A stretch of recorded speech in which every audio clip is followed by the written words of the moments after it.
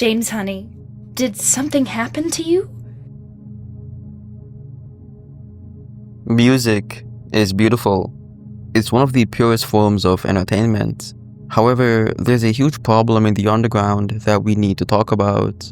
A common criticism in the underground scene is that originality is dead, that 90% of the music sounds the same and recycled.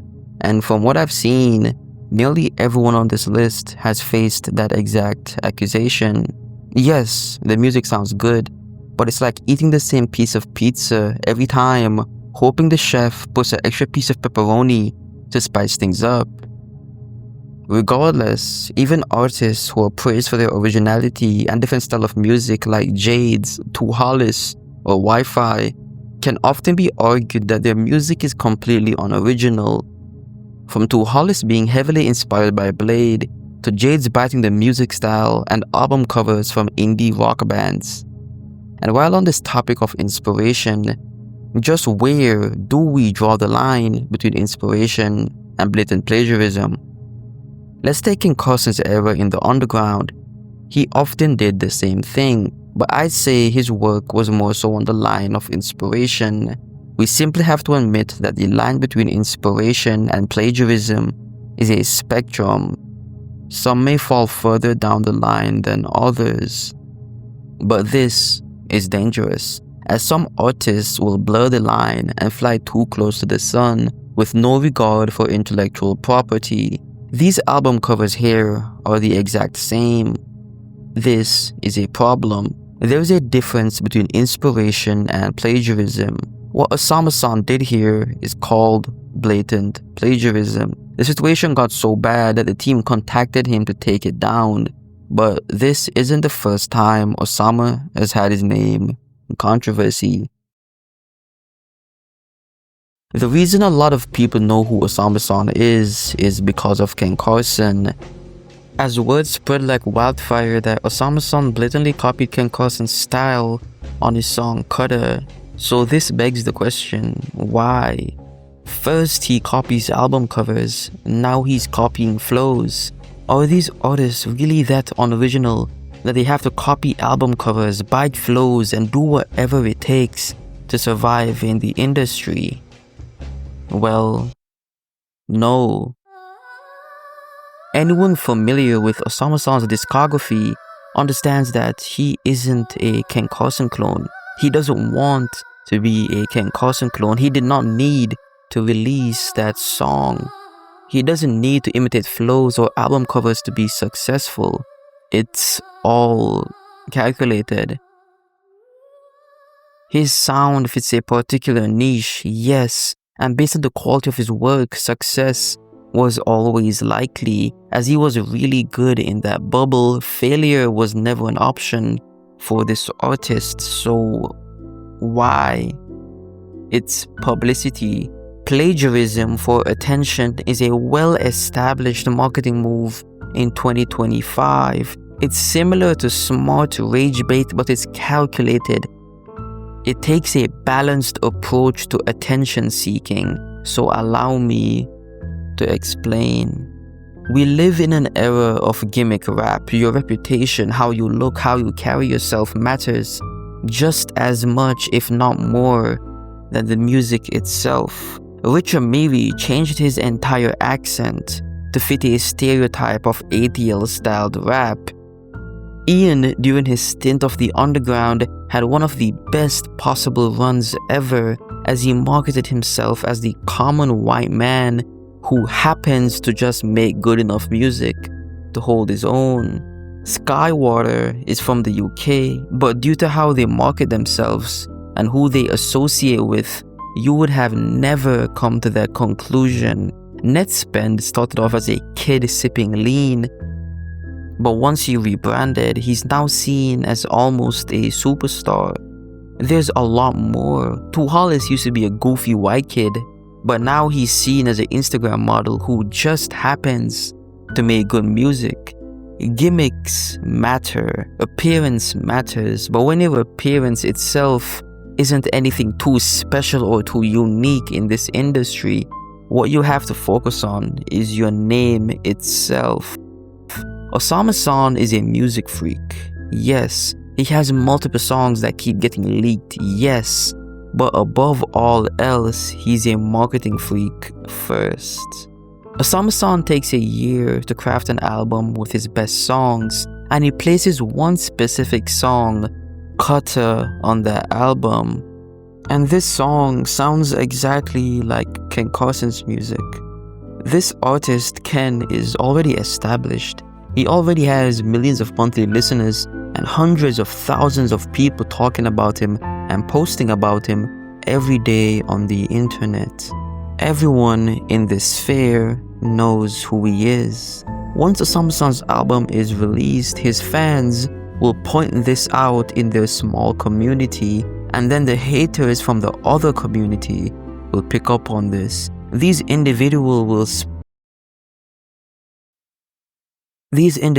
will spread the word in their big communities to attempt to raise awareness to the situation. Osama-san is a clone, and they will list the song as an example. Now, his name is being brought up in an entire new side of the internet, and his music is being exposed to a new community that didn't know who he was before. Even if they didn't like him, there's bound to be a few people that do like the music, and he will gain fans from this. There's bound to be a few people who keep hearing the name Osama-san, Osama-san, Osama-san, and sooner or later they will end up clicking. You have to understand that just one new person learning your name, that alone brings you closer to clicking on that song. Homicide Gang's album Snot or Not uses a picture of Taylor Swift. This sparks controversy in an entire new side of the internet and gets people talking about their name. When these artists seem to rip off or be inspired by album covers, they don't do it because they can't create their own unique covers. Their teams do it for publicity, so they can be spoken about in other sides of the internet to bring awareness to their name. That makes one more person being closer to cracking and finally trying to see who this person is. This is what I mean when I say self-expression through plagiarism. It's all a part of the plan. The difference between these artists and you isn't the fact that they make better music than you do. It's just that their marketing team takes whatever it takes, whether it be ridiculous posts, straight up lying, or mimicking album covers for more attention. At face value, it seems like these rappers are simply having an identity crisis. They don't know what to do, so they have to plagiarize and bite off others. But the truth is, it's all marketing. They can hold their own without doing this. It's simply to help them blow up even more. Now let's move away from Osama-san. Take 9 Vicious, a newer name in the underground. His team runs the same playbook. Mimic, provoke, go viral, get attention, deliver a half-decent product, then evolve. This isn't accidental. It's formulaic. Ian did the formula so well, he had Tyler the Creator mentioning his name, introducing him to millions of people who have never heard of him before. The media took it and ran with it. You'll hear this a lot. It's okay to bite flows early on. Every artist does it before they find their own style. There's some truth to that, but half-truths can be more dangerous than lies. Because when everything starts to look and sound the same, the originality dies and you will be exposed. The unforgivable sin in art is plagiarism. If you don't think you're good enough to stand on your own 2 feet, do not copy and do not bite. It should only be done for promotion when you're already somewhat established and grounded. We live in a gimmick rap era. Yes, your music has to be of certain quality regardless, or you'll end up like Too Slimy, but nigga, shut your bitch ass up! That magazine, if your gimmick is powerful enough, once you're able to get connections that also helps you a lot, you can boost your career in the right direction. Multiple underground rappers whose music are not of crazy high quality, they still can develop fan bases and actually have a good following because the people that listen to their music have a different approach. This approach would be, this is ass, but I can see the potential in the uniqueness of what you're trying to do, so I'll invest my stocks early. You would be surprised of the amount of people that take this approach with artists. A lot of artists that fall into this section, in my opinion, would be guys like Bleed, Fresh Boy Swag, and early Xavier Soul Based. Those type of folk. Artists are walking on eggshells, fearful of being too similar, too inspired, or too safe. And then there's those who absolutely don't give a flying fuck.